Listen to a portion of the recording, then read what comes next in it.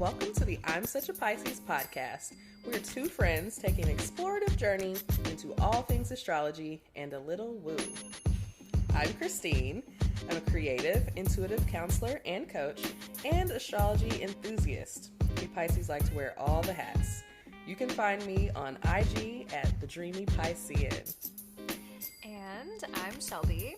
I am a licensed social worker, a big feelings person, and a light skeptic. Here to learn all the astrological things. You can find me on Twitter at Shelby Tweeting, and being a Cancer rising on Instagram at Shelby Cooking Things. Welcome to our show.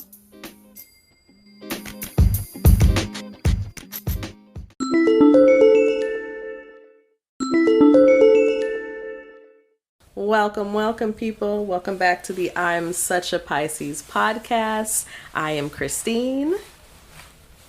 And I'm Shelby. Welcome to the show, y'all. How are you, friend? Ooh. It's been a day. Mm-hmm. It's been a day. Ups and downs. It's like a roller coaster. And I love roller coasters. That's literally the same thing you said last week. Did I say that last week? Oh my God. I've been on roller coasters, y'all. I've been at Six Flags. Still, this whole time. Busch Gardens up in here. Cedar Point. Not gotten off the ride. It just keeps going. I'm like, all right, big hills. All right. Corkscrews. That's correct. So I'm surprised. How have you not passed out? And because you've been on. Passed out, Shelby. Passed out. I know, it's too soon. I didn't even mean to. I didn't even mean to do that. You didn't even know you were doing it. You didn't even know. I didn't know. Oh my God. Okay. Well, I'm sorry that it's been a bit of a roller coaster. We've only got a couple more episodes in this season, and then we'll get a little break. Yeah. I know this is not the thing that is stressing you out, but... No. But again, a roller coaster, there are highs and there are lows. And some of them are turny and, some kind of spin you around. Sometimes you're flying. Sometimes you're, think you're going to go in the water. Sometimes you get splashed. I don't know. No, wait, are we at a water park? How did we get here? We're at all the rides. We're on all the rides. I want to get off and get a funnel cake. Right, well, be careful. You don't want to get sick. Do I have to wait an hour before I get back on? I need to. Know. Yeah, you got to wait. We've lived that experience. Not myself, but my brother. Been there. Oh my God. Oof. Okay. That's never happened to me before. Fingers crossed. Although I haven't been on a roller coaster in decades. Oh, girl. Decades. I was literally this summer, man, I really want to go to a park. I want to ride roller coasters while I still can. Because, I feel like at a certain point in your life, and I don't know if I'm close to that yet, but it just feels different on your body. Right. It just shakes your bones a lot more. As thrilling as it is, it's just the toll of is it really worth it? Yeah. That's that's understandable. The positive G's, the heavy shit, and you're oh, you're feeling, that's the stuff. Your teeth start chattering a little bit. It's just, that's fair. I haven't really thought about that. Maybe I should go and ride a roller coaster. And a lot of them are, a lot of them are great. But even some of the technology, I remember, short tangents. It's going to be a short one.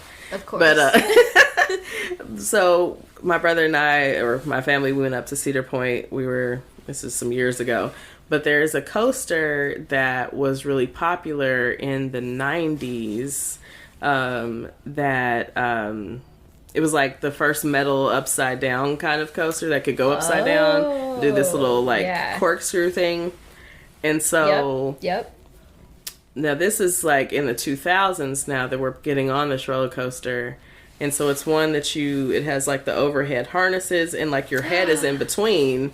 Ooh, I hate those. Yes, right? I want to sit in a seat and be able to hang on. Right, Ooh, right. And the ones that it's just right around your ears. So, right, so it's already an older coaster. So you're going around and you're like the positive G's, like when you're feeling that, your head is literally banging between these two hard ass plastic parts of this, you know, the harness, and the headache that we both had.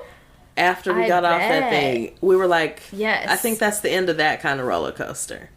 I think that one's outdated. My neck hurts. Right. Just thinking about it. In pain. We were like teenagers. And you were kids, yeah. Yes. Oh my god. We're like, I think that's done. I think it's a wrap on that one. Like, oof. Ooh. Yeah. It was that's rough. A lot. It was like, I'm gonna need to take a break now. Like, shit.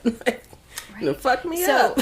You said that about it being like an older coaster, and you were like, okay, it was built in the 90s, and then we were there in the 2000s, and I was just thinking about Kansas City has Worlds of Fun, which is like a very small Six Flags, basically. Like, it's just, you know, I don't know if there's other Worlds of Fun anywhere else, but anyway, there's Worlds of Fun, and then there's Oceans of Fun right next door. Yes. And you can buy a pass where you go to both. Absolutely. Or you can just go to one and then go to the other. Anyway, over the summer we went to the water park, which is fun. I'm much more of a water park person. I feel you. Yes. It's also like, because it's not as nice as like a Six Flags, it's like a little bit trashy. That track. I mean, actually, it's it's a lot trashy. It's a lot trashy. Like they have a bar now. Anyway, I'm sorry, I totally got us off on a tangent. But the point is, when I was there to go to Oceans of Fun, I looked at Worlds of Fun, and I realized that the big roller coaster they call it the Mamba. It's still there, and it's the same coaster that was there when I was a child. Oh wow. Ooh. Like, so it's been there for like 25 years, and I'm like, that's a fucking old roller coaster. So okay, so here's the important question. Is it a metal or is it a wooden coaster? It's metal. Okay, now that's old as fuck. Cause like wooden coasters can be old, and like if they're, you know, obviously if they're built well and they're maintained well, like those can last a long time. Right. But like a metal coaster, like just the technology, like them old coasters, you gotta leave that shit alone. Like. See, it's funny that you say that, because there was a wooden coaster there when I was in middle school, and they took it out because it was there first, and it was, apparently it was too old. Like, that was the first thing. Anyway, I don't know. But anyway, I was just like, there's no fucking way I would get on that. That's been there for too long, and I rode it as a kid, and I don't think I can do it again. Like, it's not. I mean, it's like the metal coasters can last a long time too, but like I'm like, the technology, the newer stuff is just so much. I mean, so much nicer of a ride, you know. Like, I mean, I hope that they updated that shit, but like, honestly, who knows? Who knows? Usually, I mean, other than just maintaining it, not really. Like, they just got to remove it. If it's done, they just got to take it up out of there. If it's done, it's done. It's done. Yeah, that's a good point. Speaking of it's done. Do we want to read our co-star? Let's do our co-star. Look, we've Christina's been on a long tangent and just general long day. I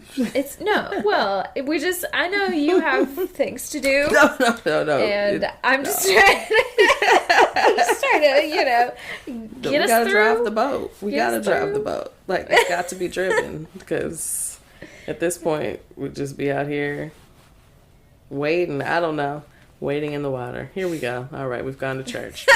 All right. So co-star says. You don't know your face until someone loves it. Mine said that the other day. Did you? Okay, I was like, I feel like this one's familiar. Okay, that's why. Okay, so you had that one before. Mm-hmm. I mean, it still feels very timely. Sure. But that's a good point. But yes, I was like, did I have this before, or did Shelby have this? So it was you. Yeah. Yeah, yes. I remember that. Yes. All right. They've been interesting this week. Same. Do Same. Sense Mm-hmm. Okay. Christine always smells good. Yes. Silk. Ooh, sexy. All right. And second chances. Wow, they all start with an S, huh? That's neat. Send silk, second chances. Send silk, second chances. All right. That sounds like a spell or something. Isn't it? Just, Maybe speaking spells over the mic over here. I mean, careful. Hey. Careful.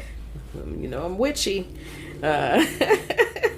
All right, so don'ts. Guard up. It's interesting today. Preemptive strikes. Ooh. And generalizations.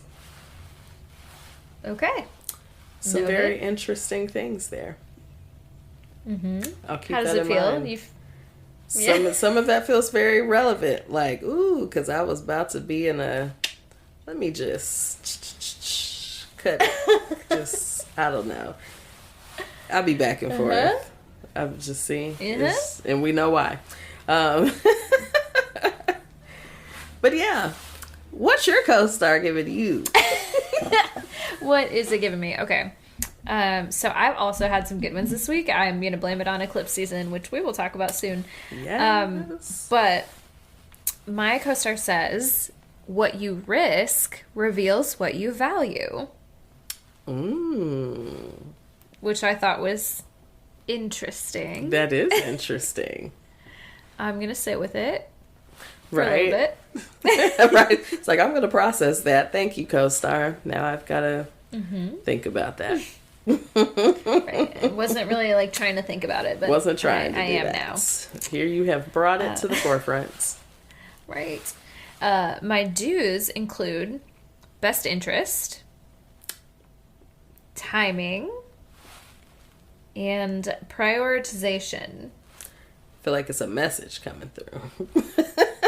It feels very earth sign to me. Yeah. Timing, prioritization, what you risk reveals what you value. Yeah, I don't know. Right. It all feels Best very choice. Like, oh, all right. Interconnected. Very interconnected. My don'ts are calm down. Oh, all right. And it's in quotes too. So calm down. Don't do that. All right. Okay. Noted. Don't yielding. Okay. So don't let anybody get their way. And curtsies. Oh, no curtsies. No curtsies. Well, I was about to say something that one. I'm gonna leave. Well, you gotta say it. I'm gonna say it now. I was like, no. We just leave that. We'll leave it. All right. Well, I know where your brain goes. So, okay, that's fine. It's like that might have been a little off. Like, that's fine. Okay. All right. So yeah, do we want to? Oh yeah, we want to. Yep. Yeah. That's what kind of day. Yeah. That's what kind of day. That's what kind of day it is. Do we want to take a break, or we want to roll? Yeah. I was gonna say we can roll right through. That's cool. Okay, let's go. It's like, let's do it. I feel like we're doing great. This is high quality podcasting. Right. Why if y'all only knew. Keep it going. If y'all only knew. Oh my goodness. So many things. All right. Christine, do you happen to have some relatable content for us today before we dive into I do. Cosmic Love? Yes. Well, so one, I have a couple little things. First of all, this episode will come out on Monday, so happy Halloween. Happy Halloween. We've reached the climax of our spooky season. You did not just say climax. Spooky season. Here we go. Climax of spooky season. Sorry. I'm in 7th grade. you might be in elementary school. I don't know. Like, the way things are going. I might. But, happy Halloween. Right. Happy Halloween. And, we have we're in the midst. We've just had our solar eclipse in Scorpio. And so I thought I'd share a little information about, eclipse season, eclipses. Yes. Because, I feel like we hear about it, right? And like, we're like, oh, eclipses. And like, again, this is supposed to be a podcast that is accessible to everyone. Right. It's accessible to all. You're about to tell me what it really means. Yeah. Yes. So I know we hear things a lot. And, we don't always know, like, well, what the fuck does eclipse season even really mean? So I thought I'd share just a little bit. Sorry, I'm literally, like, trying to find this post and talking this at the same time. Here we are. Okay, so I found that. Okay, so a solar eclipse is like a regular new moon, which, the new moon, for those that are unfamiliar with the moon cycle, the new moon is the phase where you don't actually see the moon. Right. So right. It's hidden. So it's like a regular new moon, where the moon passes between the earth and the sun. However, a solar eclipse is more powerful because the moon darkens the sun. So the most powerful and important aspect of this is the sun conjunct moon. And so we know, well, I don't think we've talked about the aspects. So conjunction is when the two planets or multiple planets are in the same house, the same like sign. That is a conjunction. Right. Okay. So it's really powerful when the sun is conjunct the moon. So it represents cyclic renewal and gives refreshing bursts of energy and initiative. It also brings emotional balance, not irrationally emotional, and not too cold and calculating. It's just kind of that real nice balance. That's good. Right? Like, that's a great thing. Right. It means all possibilities are on the table, and you can rightly put yourself at the forefront of new plans for the future. So a lot of the talk about the eclipse is like, it's like I'm starting my life over. Things may be ending. You may be starting, or it's more of like you may be starting into a new path. So you may have experienced some endings within that, but you probably even experienced that before the eclipse. And now you're just kind of like, here's the new, I'm on a new adventure, Right. So while a new moon lasts for 4 weeks, the effects of a solar eclipse last nearly 6 months. So this is why they're more of a big deal. Right. Like, the effects are a lot longer. So this solar eclipse, this October of 2022, is excellent for making a fresh start, turning over a new leaf, or starting a new project. You can also question old habits, behaviors, and beliefs as you search for new and inventive ways to make progress. So there's that. Okay. So it's nothing to be afraid of, but I think anytime that there's like an astrological event or just, anything at any point where you have an inkling that's change is coming or that things are ending, we get very, anxious and worried and concerned about endings. And, sometimes they are hard. And they're often still necessary. Right. So, right. Yeah. So that's eclipse season. I know we talked a little bit, and I won't say anything more than this, but just that you personally are experiencing a lot of changes right now. Oh, yes. And this makes sense for eclipse season. Doesn't it? I feel like so many people I know are having a big, huge life change right now. Yeah. Like, in a very similar way. I can think of at least 5 off the top of my head and those are just people that I'm in contact with on a regular basis, which is not that many people. Like, It's like, I mean, it's crazy. This shit is real, right? Like, it's the energy. It's the energy that is present, right? Like, it's just, that's what's going on. Yeah. And just, you know, we just move in that, yeah. It's in the collective. We move with the energy, and it's like, oh, damn, hold on. That's how it caught me. It caught my attention in that way. Like, wait a minute, this just happened in this time frame. Right.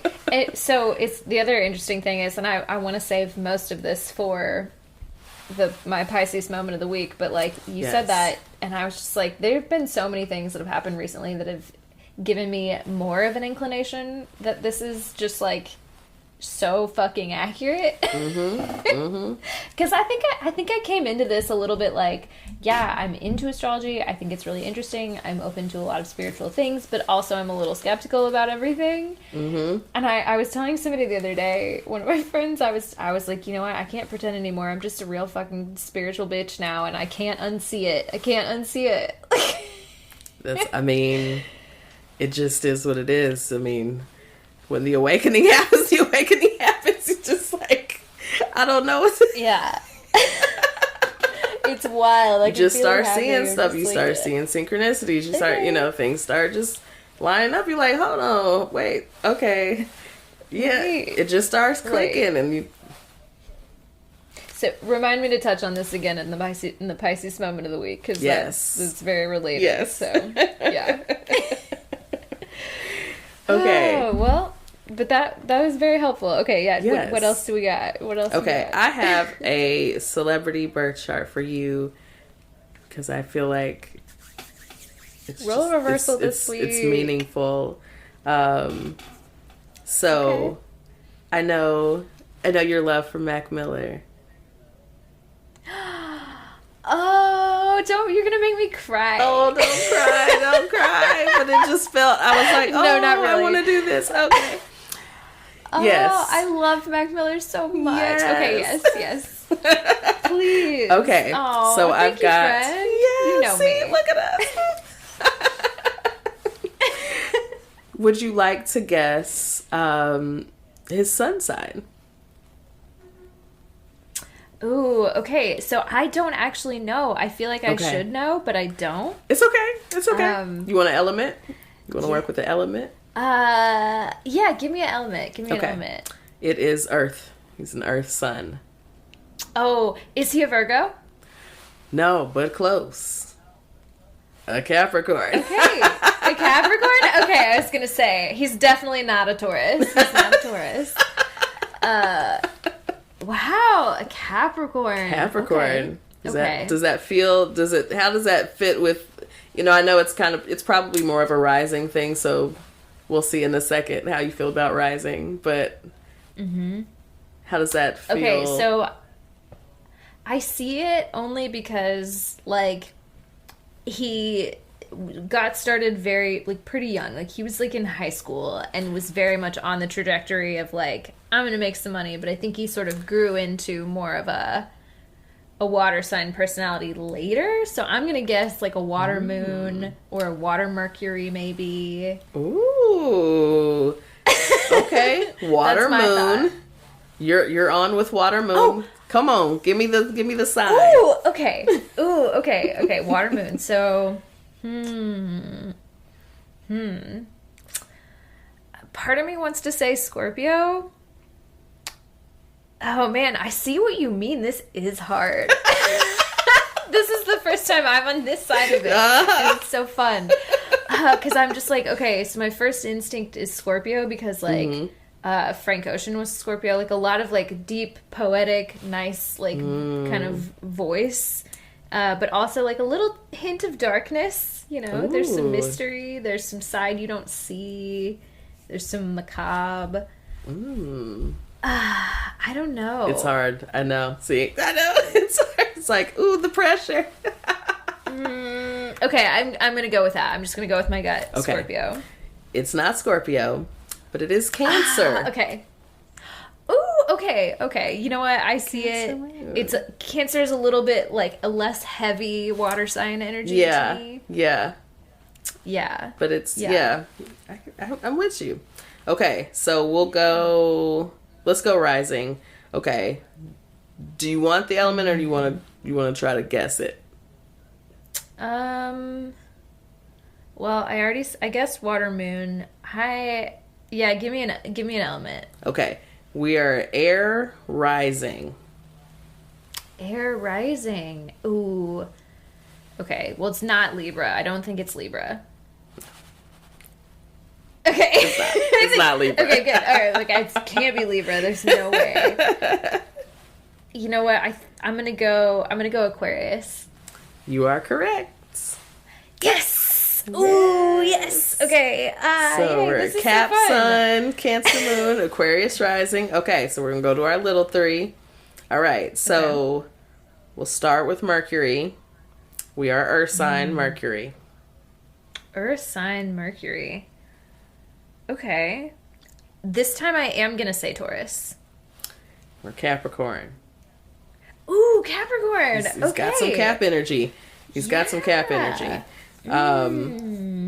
So let's go to Venus. Let's talk about what, like, love, like, but what he likes. He's heterosexual, right?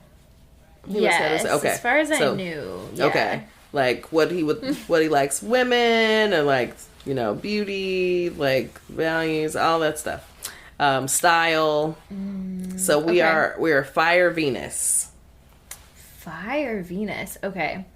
Let me think about this. Because I'm trying to think of, like, I think he dated Ariana Grande for a long time. Okay. And so I'm trying to, like, think about her. I don't know why that feels influential. Or how like his reputation in love. I don't know. I don't know those details, but this sign gives me, like, maybe I might give this away in saying this, but the sign gives me, like, they could have a reputation in love or in relationships. Okay. You know what? Because I don't think it's, well, I was going to say I don't think it's Leo, but now I do kind of feel like that's, okay, it's not Leo. I'm going to go with, I don't know, I guess Aries doesn't feel right either. It's not. It's Sag. Okay. It's so Sag. Sag. Okay, so Sag. Okay, you know, got it. All right. Sag is known as the, you know, they out there. They're just not, you know, landing in one place. They're like, oh, you know, there's another place over here. And it's like, well, what about this over here? You know, just the traveler. They just can't find one spot. All right.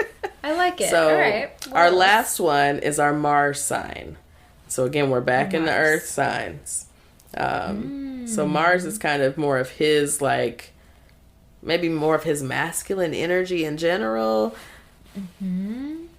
Well, now I feel like I have to say Cap again because you said, oh, he's got a lot of Cap, and that makes me think that there's 3. It is.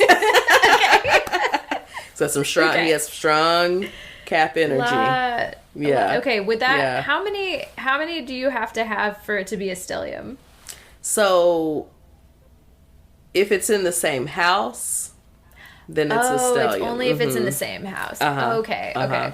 Thank you. See, learning things. But because they're all Cap, it very well may be that they are in the same house. Right. But if the house is, like, kind of split, it just kind of depends.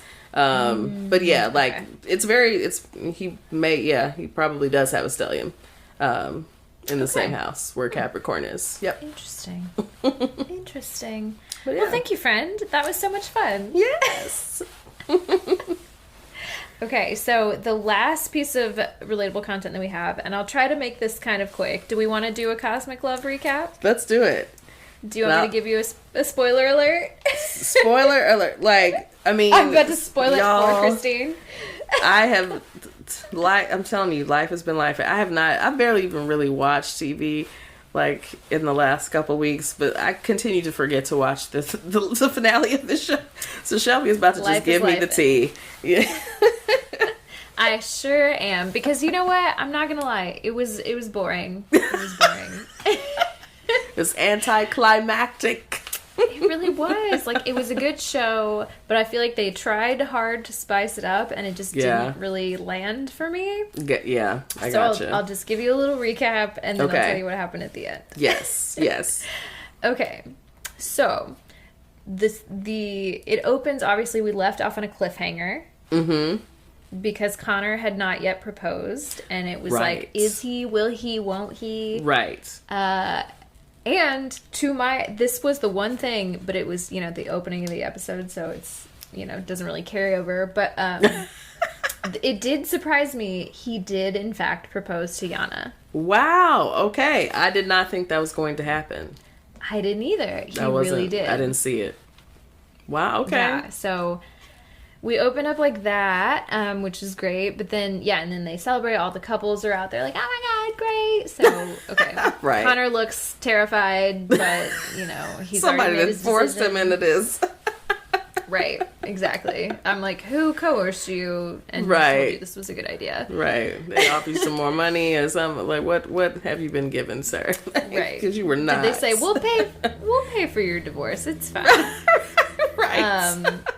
So that happened, and then, they celebrate or whatever. There's a little conversation between Yana and her sister, where her sister's like, aren't you worried that it took him so long? And she's like, I don't know about him. And I don't know, it feels like they were like trying to create fake drama. It's like not really that deep. Yeah. Now her sister did, on the last episode, did also have some, like, she was side-eyeing him. She was like, I don't know, he doesn't really... I'm not getting the vibes that I need to get. So I think she's still on the same vibe. She's like, I don't know. Right. Something's off. Yeah, she stayed skeptical. But they needed that drama of that sister to be like, They paid for her flight in to make it a little more exciting. Because the little sister was on board. The 9-year-old sister was like, yeah, and she does this. And she was telling all her business. I'm like, oh, here she goes. All the business. Oh Won't a child do it? They will tell all your business. Like, Seriously. Every time.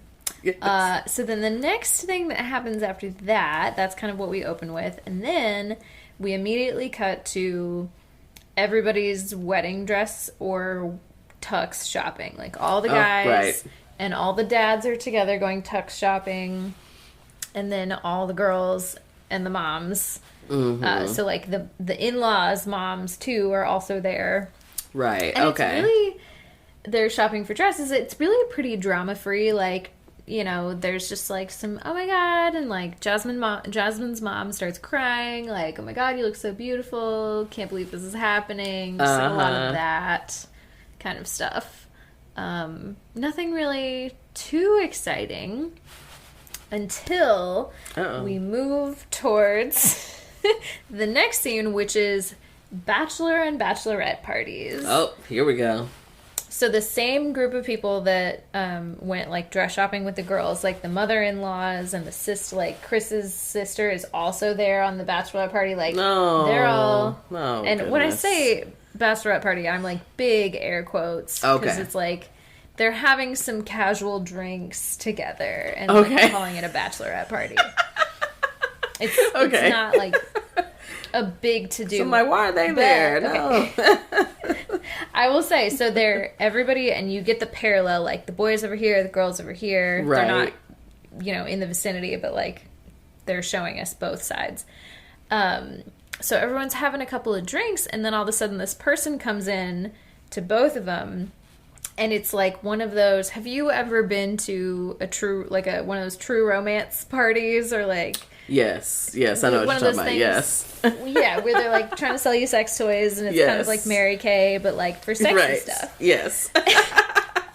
So then the night basically turns into that, and so it's like, oh, we're getting all these people in a room, and we're talking about sexual compatibility, and we start talking about the Mars signs. Oh, okay. They pulled astrology in it. Okay, interesting. Yes. But it's very funny because there was one scene where this guy is like presenting to the dudes, and he's like, "This is a butt plug. Can someone tell me why a butt plug would be important for sex?" And Chris R is like, "Oh, it's because you could hit her G-spot through her butthole." And yours too, nigga. His dad is right there, and his dad's like, "I'm so proud of you, son." Like, he's like having a real like proud father moment about it, and I'm just like, this is, I can't handle this. Oh, wow. It was very funny. That was probably the most entertaining part of the entire episode, and I feel like they just threw that in there. Like, they didn't have to do that. They really didn't have to. They're like, leave it in, leave it in. Exactly. It was very funny. I took a couple of screenshots, which I will send you to make an Instagram post out of this week, because please just do. Like, yeah, it was very funny. Yes. So they got their little lesson or whatever. Yeah, that was entertaining. And then, of course, after that, we get to the last part, which is the actual wedding ceremonies. All right. They really packed this shit in. They really sounds like it. We didn't, yeah. So, I don't even really have anything to, like, pass on, except that everybody that proposed had a wedding ceremony, and they all got married, and that was it. That was, like, that was the end of the episode. There's really nothing else. I will say... Wait, hold on. I didn't miss... Okay, so go back. Who got married? Nobody got married? Everybody who got proposed to, everybody got married. So, Nicole... They're all married. Noelle and Jasmine, yeah, married. Yana and Connor, married. And then Chris and Maria, married. But it made me feel like the weddings were fake. And like that makes me feel like the weddings were fake, because I'm like, not all these people that got married. Let me see it. Right. I want to see it in real life. Like Married at First Sight don't even do this. Like, sometimes everybody didn't get married. Sometimes, right? That like, nah. It was so confusing. It was so confusing to me that they were just like, and no drama really at any of the ceremonies. Like, nothing. Yeah, that happened a little too well. And it feels like they packed it in towards the end. Really tried to speed it up.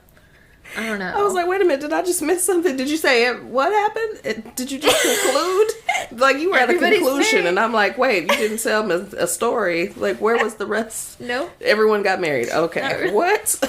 I told you it was boring. Everybody got married. Yeah, so, okay, I have been, like, waiting for a reunion special, or... like stalking everyone's stalking everyone's Instagram to see, like, are they still together? Right. And it feels like the Amazon contract made them, like, not talk about it for a period of time. Mm-hmm. Because that's typical. I can't. It looks like no, but then, like, Connor's on Instagram with, like, another girl, and I'm like, that could be his sister, but probably not. But he's not saying anything. The only one that I have any indication that I think they could still be together is... Actually, do you have any guesses between the other two couples? Who do you think is still together? Maria and Chris. Yeah? No? Yeah? That's your guess? That's not it? No, really? It seems like, based on one TikTok that I saw... that Jasmine and Noelle are still together. Really? Mm-hmm. Okay.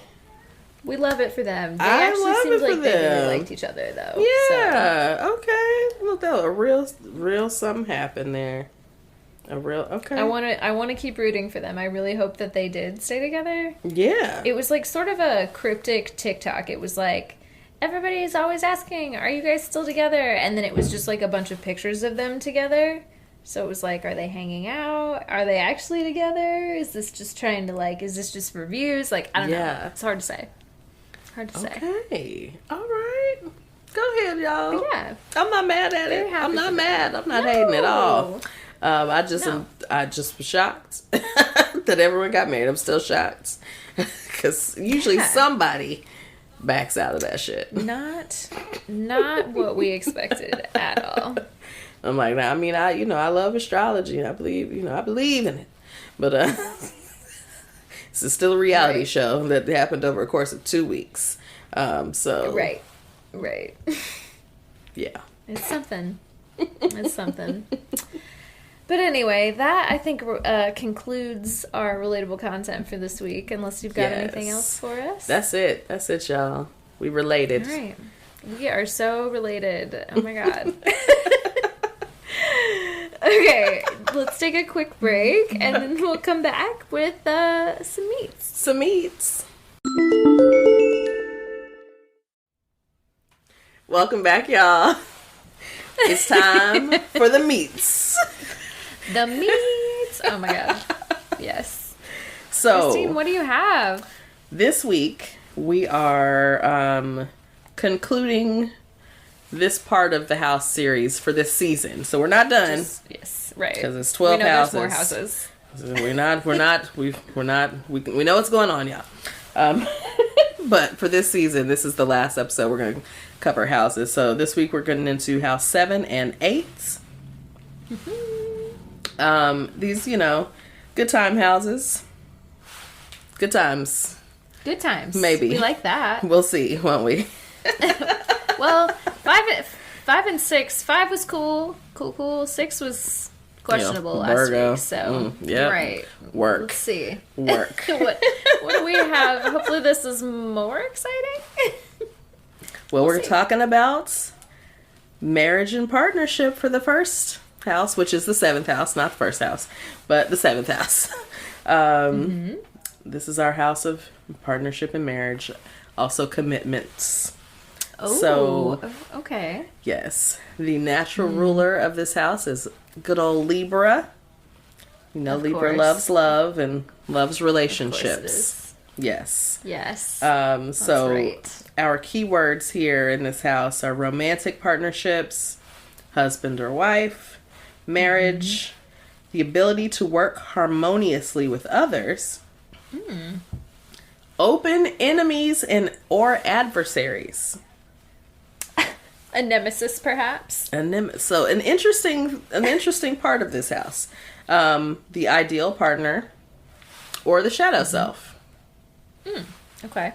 So I do think it's interesting that open enemies and adversaries are here, because I think that's a part of the 7th house that I don't hear about a lot. Because we get to 7th house and we're like, ooh, love. Ooh, who I'm going to get married to.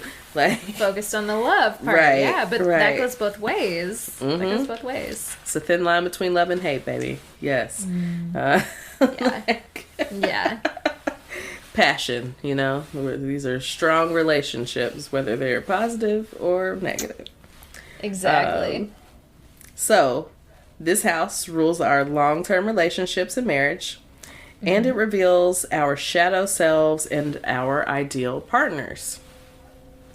So, kind of gives me like, you got to deal with the shadow first, right? You got to deal with the shadow before you can get to the ideal. Like, if we're not dealing with our own shit, how do you even find the ideal partner? Because you ain't even in the space to, Right. That's what's giving me. Am I taking messages out of this? Maybe. Out of these brief notes. Just, interpret. That's okay. So the concentration or a concentration of planets in this house indicates an emphasis on relationships, over-identifying with others, and codependence. So all of those things exist here. So again, a little of the shadow side of that, right? Like, yeah, we're all about relationships, but also we could be codependent. Right. Over-identifying, like, sometimes we have to learn the balance, which Libra is all about balance. But that balance between, relationships, all this other energy, and like, learning to be with my own energy and knowing my shadow self.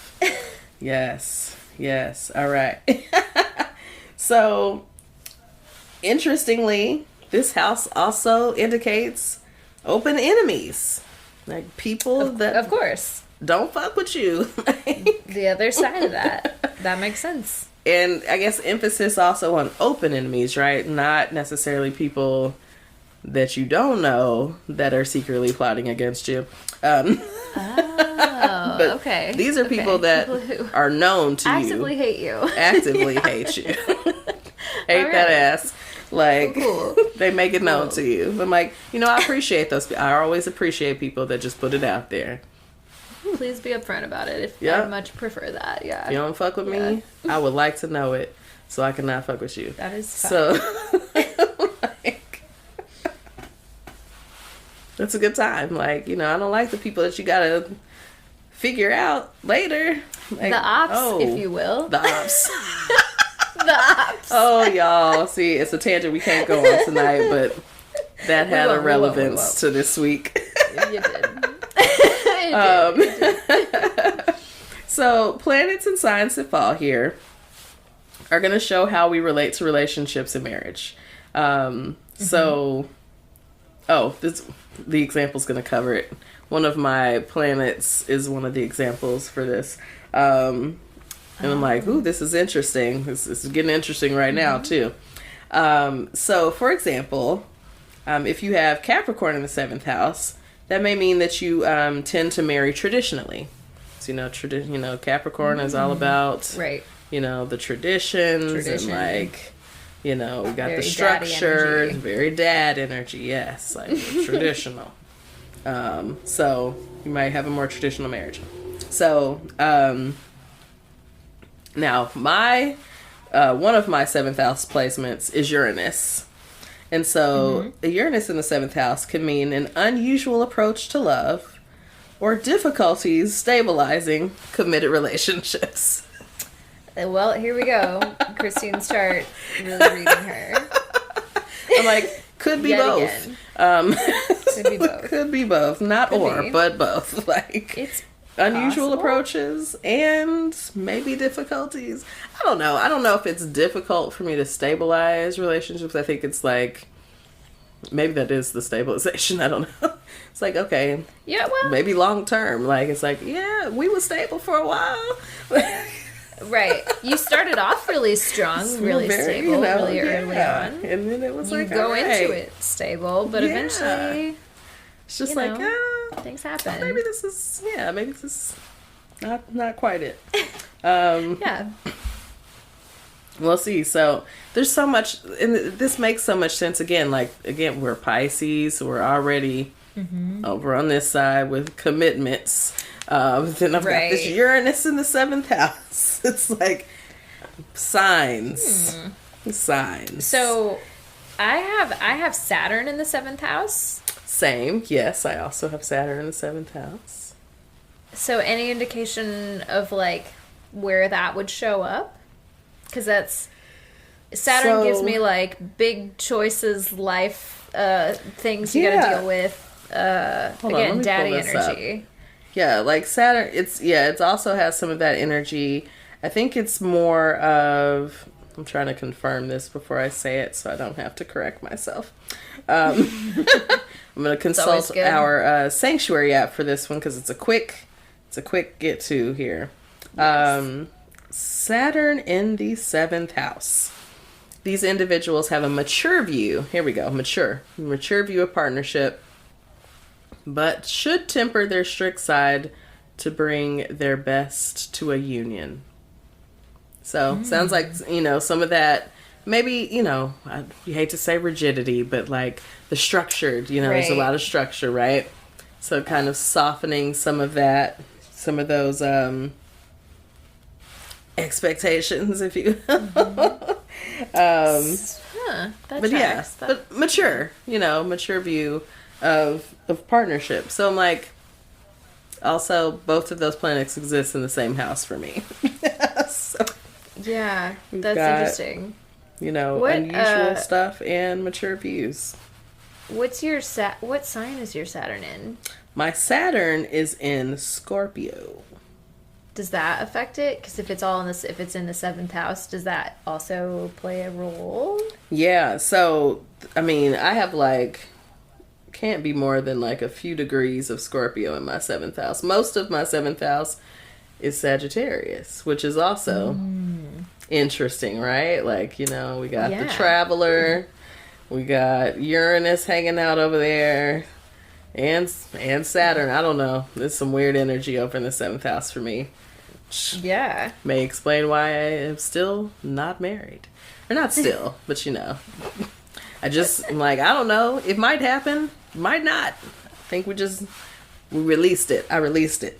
Like,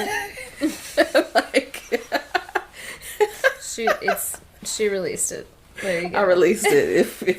If the moment, if that arrives, we'll see about it. But right now, I don't know about it. It could happen. We're not ruling it out. We're not ruling it out. Just, you know, not counting on it. Exactly. There you go. You're going to live where? In the in-between. Just like a Pisces loves. Just right up in the gray area. We love it. We live there. So that's our 7th house. That is, that's where we get our marriage, our relationships, our long-term relationships. I think you can also find like long-term business partners here. I think that may have a little something to do, like if you find like earth energy is like, especially like maybe like Taurus. I'm trying to think what else. Sorry, distraction.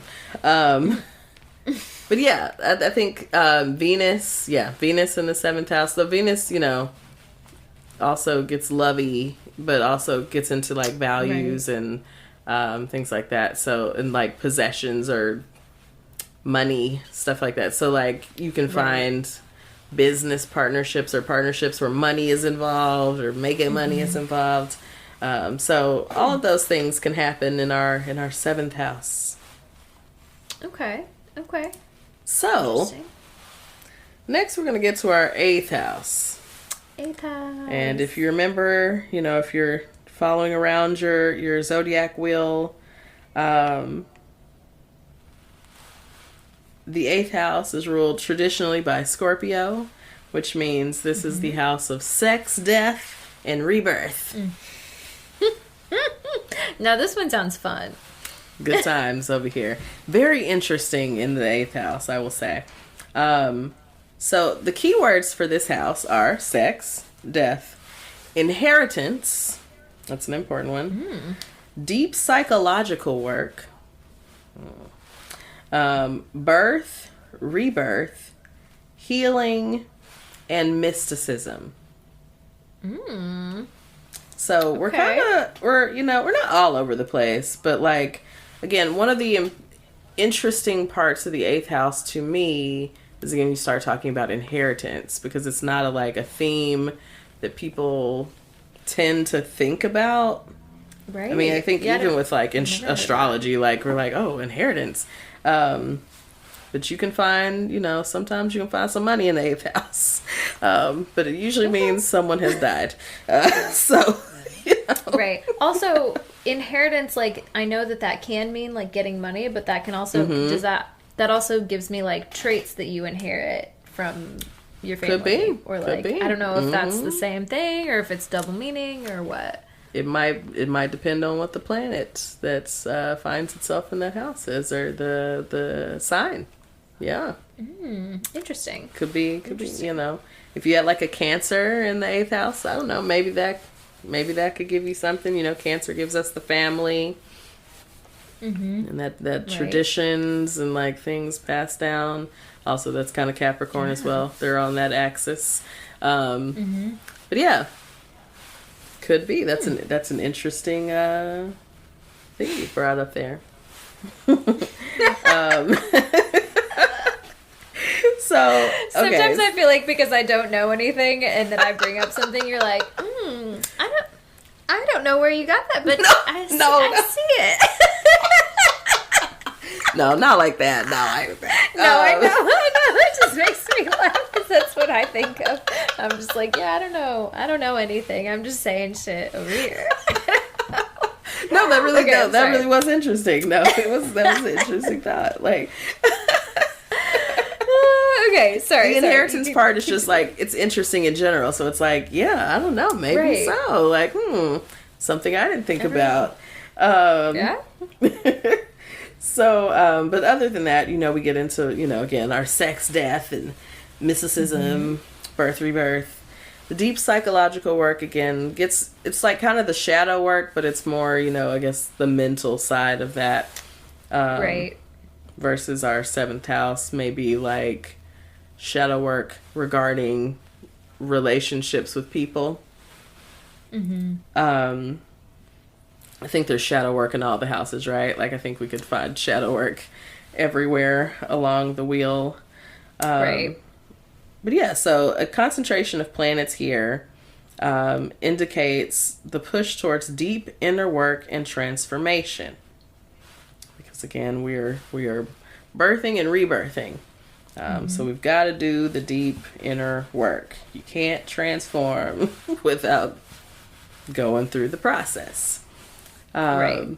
So these people may be therapists, shamans, hospice workers, or doulas. That makes sense. You get the psychology, you get the spirit, the mysticism, and the spirituality. You got people doing end of life work, or doing birthing work. All of that. That's fascinating. Yeah. That, you always think of Scorpio as, or that being the natural ruler, like, yeah, very much related to death and dying and all of that. Mm-hmm. So, like, that's Sorry, I had a thought interesting. there and I don't know where it went. Yep. It happens. Had It a more happens. deep thought. No. Hey, that also happens. You're like, you know what? That was going somewhere for real, but I forgot. But that's all right. It's gone now. So sexuality is emphasized as well in this house, as well as investigation and digging into the hidden aspects of human experience. Ooh. So now this is, one of those traits of Scorpio. Like, if anyone ever talks about Scorpios, like, they are definitely investigators. Like, they are getting into the stuff, like, we're not just accepting any surface level answer or response. We're like, no, I gotta find out more. There's more to the story. That tracks. Yeah. So that energy is also present in this house.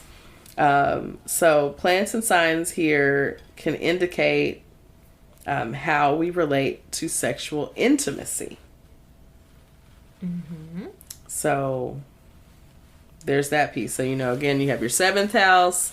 That's the relationships, right? But the 8th house talks about sexual intimacy, but we also then have the 5th house where we are, in our creative energy, right? When the kids since we're like dating and stuff like that, and like it's a little sexy in the 5th house, Sure. This is more explicit, though. Yeah, this is like more, like the sexual intimacy, the energy of sex for you, if you will. So our examples include, so if you had a Sag or Sagittarius in the 8th house, that might reflect a person who may want to explore sexual intimacy with many people, or at least people from different backgrounds. Okay. And so, that tracks with Sag again. Sag wants to have the experiences. They want to, adventure, but not like adventure. Well, adventure sexually, but like they want to experience different things. Like, again, they're the traveler, the explorer. They're like, I want to experience different types of people, and like I want to have this varied experience in this way. Definitely. So that's our Sag in the 8th house. If you have Mars in the 8th house, that could lead to a deep sexual nature and powerful desires. I have a Mars in the 8th house.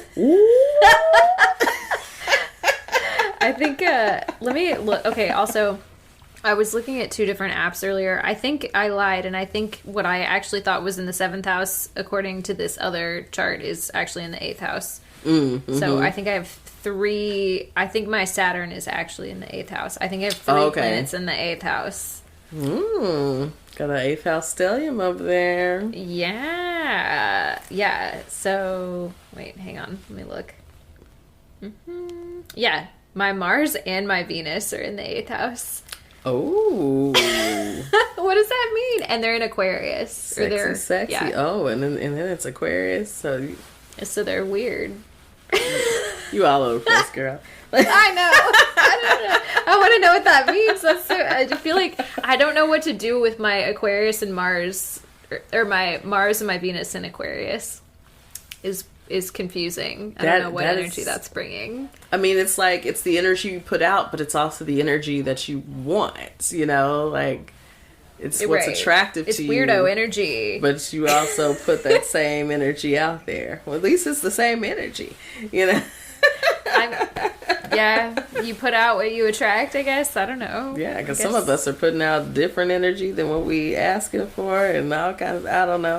That's fair. That is fair. Our last example. Anyway, sorry. No, you're good. So, since the 8th house also deals with inheritance, Jupiter here can signify family money. Family money. So this is where we get into the monies, you know. So Jupiter is our planet of expansion and wealth and, you know, abundance, luck, all of those things. So wherever your Jupiter is, hopefully is a good time for you. But, you know, you might have some family money coming to you with a Jupiter in the 8th house. Okay. All right. Well, shit, that was interesting. I learned some things about myself that I had not really put together. Like I had a stellium in the 8th house, and now I know that, and that feels right. I'm telling you, I feel like I'm trying to look really quick. Okay, I have a Neptune in the 8th house. Okay, that's what it is. I'm like, I feel like I have a planet in the 8th house. It's Neptune. And it's Neptune and Capricorn. It's, again, interesting energy. Because Neptune and Cap are not really like energy that really I feel like vibe. Same. No, yeah. They feel like opposing energies for sure. Yes. For sure. So, yeah. Oh, okay. Let's see what it says really quick. Oh. All right. Neptune in the 8th house can completely merge with others sexually. But this might leave them open to energy vampires or make them one themselves. Ooh. I might be an energy vampire. No, I'm just kidding. I'm taking it all. I'm taking your soul, everything. Just be careful. You gotta be careful. I'm taking everything. So yeah, that's the 8th house. That's the 8th house. Do we want to take a really quick break and then come back for the wrap up? Yeah, let's do that.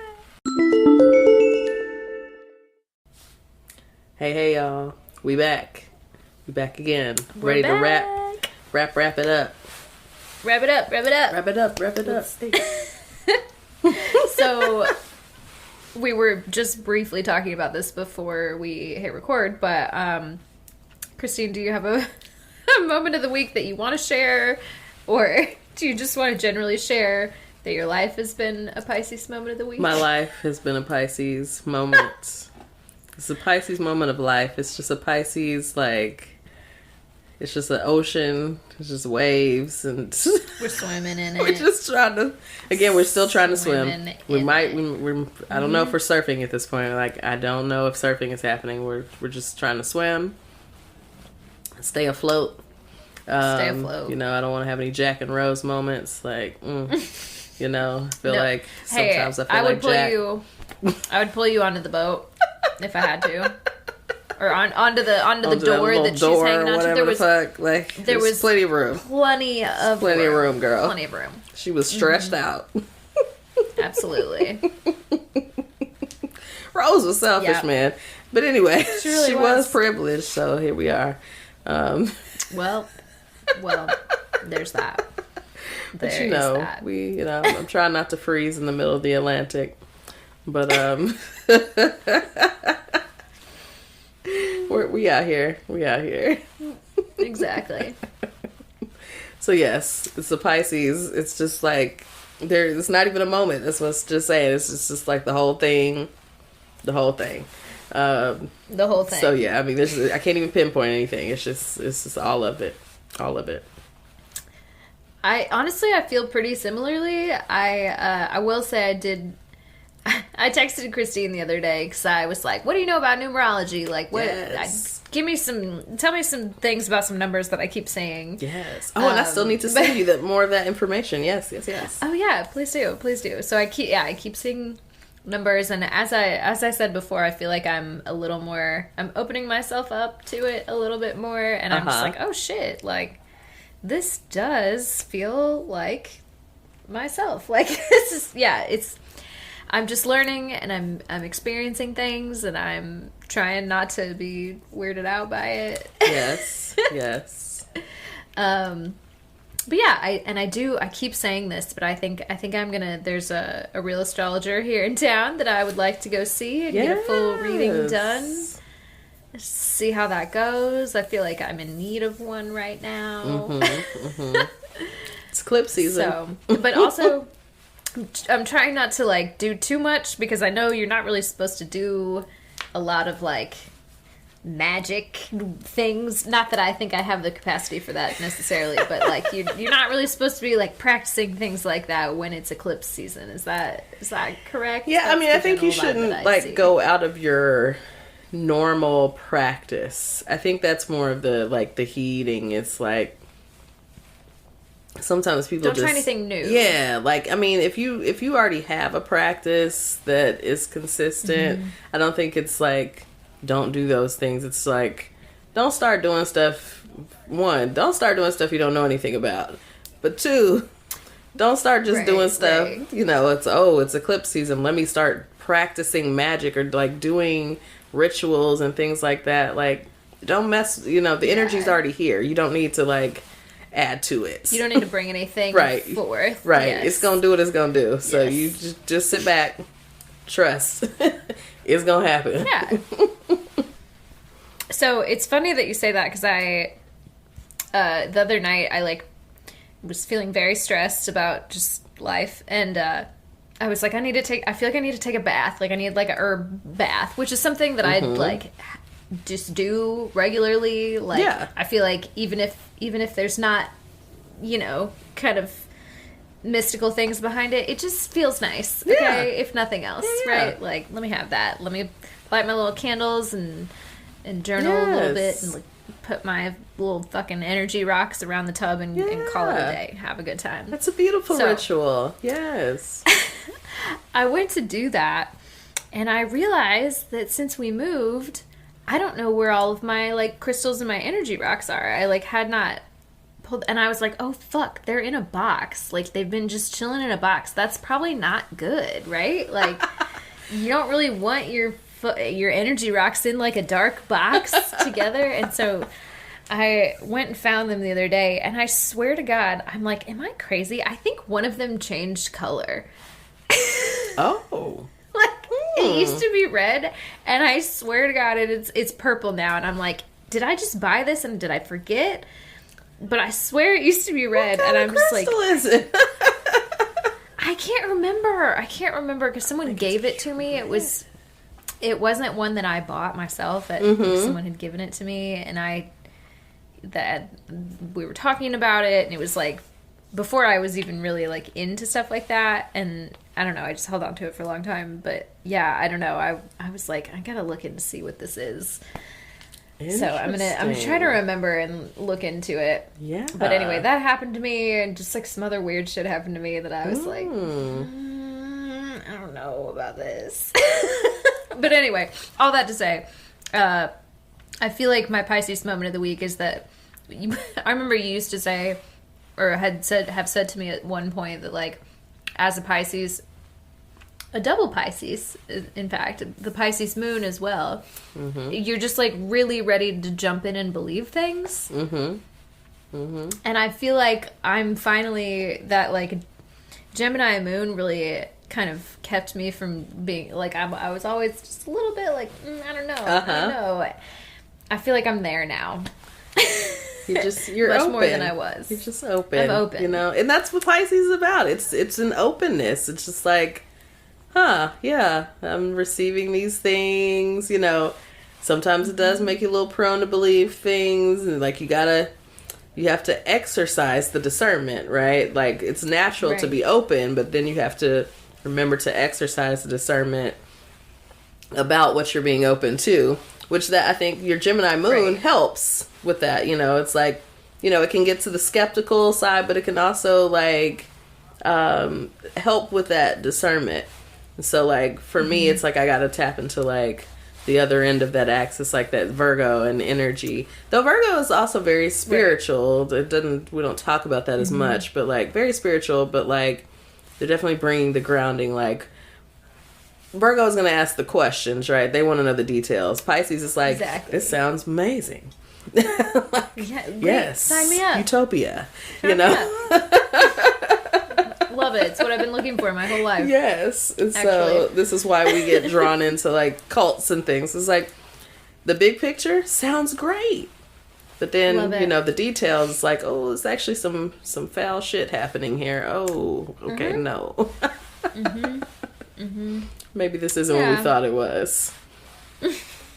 So, you know, finding that discernment wherever you can find it in your chart or in another person, somebody just get help. Some of it. You need get help, Pisces.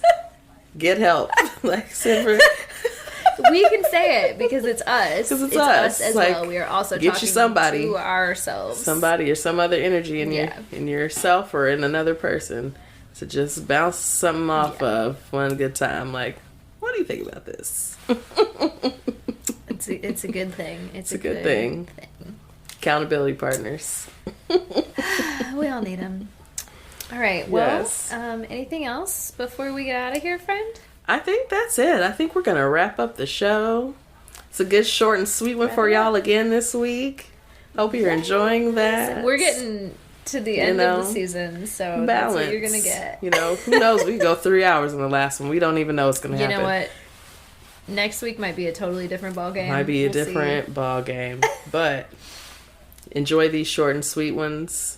We'll try to have some more for you, you know, to balance out the longer episodes. Because, you know, those are going to come too. Eventually. But we keep it balanced. So, you know, now like we talked about last week, I'm trying to think if this will come out still before we record again. We do have next week our Zodiac Besties episode coming up. And we would love to hear from you about your Zodiac bestie and what makes your relationship work. Yes. So you can email us. I've also been posting our voice note link. If you want to leave us a little voice note, we'll feature it on the podcast. You don't have to give us your identifying information if you don't want to. You can just tell us your sun sign and your bestie's sun sign, and like, we can keep it like that. Whatever you want to do, y'all. Yep. Exactly. Yeah, like, so send us some voice notes, send us some emails. Our email address is suchapiscespod@gmail.com. And that is spelled SUCHAPISCESPOD@gmail.com. You can also find us at Such a Pisces Pod on Instagram, Twitter, and Facebook. If you're there. With a question mark? Yet again. Facebook? Facebook? We hope that you will follow us on all the platforms. Go find us wherever you're listening to this podcast now, and give us a 5-star rating. Why not? You made it this far. Our 5-star bitches, okay? So nothing less will be acceptable. Okay. We need it. We need it. Also, maybe tell a friend about the episode if you found something that sat well with you. If you learned something, share it with a friend. Let them know. Yes. Spread the word. Share the love, y'all. We have so much love to give. I guess we do. I guess with that, we will see y'all next week. All right, y'all. Be safe and protect your energy. Bye. Bye.